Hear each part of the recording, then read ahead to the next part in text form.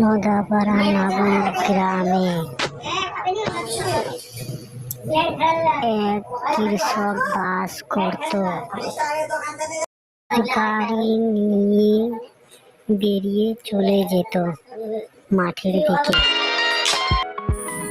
তার স্ত্রী সব বাড়িকার সকল কাজ কাম করত, তবুও বেচারিকে তার বর বকাঝকা করত।